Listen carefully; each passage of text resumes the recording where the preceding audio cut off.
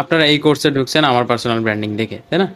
মানে prime example, আমার content দেখছেন, আমার অ্যাক্টিভিটিস দেখছেন, আমার পেজটা হয়তো একটু প্রফেশনাল মনে হয়েছে, রিভিউজ দেখছেন, কন্টেন্ট কোয়ালিটি দেখছেন, তাই না? দেখছেন যে ভ্যালু প্রোভাইড করতেছে, মোটামুটি ইউজফুল। তারপরে আপনারা ডিসিশন নিছেন যে আচ্ছা করা যায়। তো সেম গোজ ফর ক্লায়েন্টস, আপনারাও তো আমার ক্লায়েন্ট, তাই না? আপনারা একটা ডিসিশন নিছেন, আপনারা একটা মানি ইনভেস্ট করছেন, তাই না? আপনাদের ভ্যালু দেওয়ার জন্য আমি এখানে বসে আছি। তো সেম গোজ ফর ক্লায়েন্টস, যখন আপনি ক্লায়েন্টের সাথে কাজ করবেন তখন আপনার এই জিনিসগুলো যদি রাইট প্লেসে থাকে তাহলে ক্লায়েন্ট ইজিলি কনভার্ট হবে। দেখেন আমি কিন্তু আপনাকে কল দিইনি, তাই না? আমি আপনাকে সেলস কল দিইনি, সেলস কল দিয়ে আপনাকে পটাই নেই যে ভাই আমাদের এই ফিচার আছে একটু দেখেন। আপনি আমাদের ডিটেলসগুলো দেখছেন, আপনি নিজেই ডিটেলস চাইছেন, ডিটেলস দেওয়ার পর দেন আপনি নিজে ডিসিশন নিছেন বাই কম্পেয়ারিং উইথ আদার্স, তাই না? সেম মানে আমি কিন্তু আপনাদেরকে কনভার্ট করিনি, মানে আমি আপনাদেরকে কনভার্ট করছি বাট ডিরেক্টলি আমি কনভিন্স করিনি। তো সেম আমরা যখন ক্লায়েন্টদের সামনে যাব আমাদের অ্যাপিয়ারেন্সটা ওই রকম হবে। যেমন আমি এই যে মাত্র গ্লোরিয়া জিন্স থেকে আসলাম, তো আজকে একটা ইভেন্ট ছিল কাইন্ড অফ। তো ওইখানে একদম ঢোকার থেকে শুরু করে তারা আমাকে একদম গ্রিটিংস দেওয়া শুরু, মানে কাইন্ড অফ যে আমি রাজা, মানে আমি এখানে আসছি রাজার ছেলে নাকি এরকম আর কি।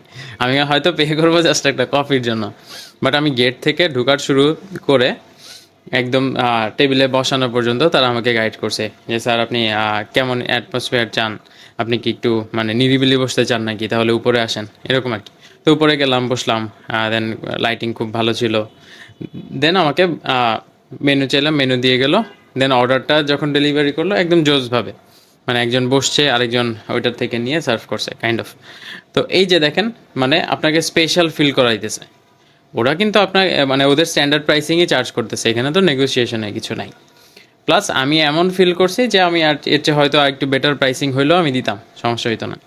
তো সেম আমরা যখন ক্লায়েন্টদের সাথে মানে কাজ করব আমাদেরও ব্র্যান্ডিং, অ্যাপিয়ারেন্স, বিহেভিয়ার ওরকম হওয়া লাগবে যেন ওরা আমাদের থেকে বেশি প্রাইস দিয়েও কনভার্ট হইতে রাজি থাকে। তো এই সেম স্ট্র্যাটেজি আমরা যেহেতু অ্যাপ্লাই করব, আমাদের প্রোফাইলের অ্যাপিয়ারেন্সটা জোস হওয়া লাগবে। যেমন দেখেন আমি এখন ডিফারেন্ট সেট আপে আছি, বাট যতটুকু পারছি আমি কিন্তু ম্যানেজ করে নিছি, তাই না? কনসিস্টেন্সি আছে আগের মতো। তো সেম আপনি যখন কোনো একটা কিছুতে কাজ করবেন, আপনার ব্র্যান্ড কালার, আপনার ব্র্যান্ড কনসিস্টেন্সি সব জায়গাতে সেম থাকা উচিত। যেমন ধরেন আপনার প্রোফাইল পিকচার, আমাদের সব জায়গায় যদি সিমিলার টাইপের প্রোফাইল পিকচার হয় যেন মানুষজন ইজিলি বুঝতে পারে যে হ্যাঁ এটাই আপনি, তাই না?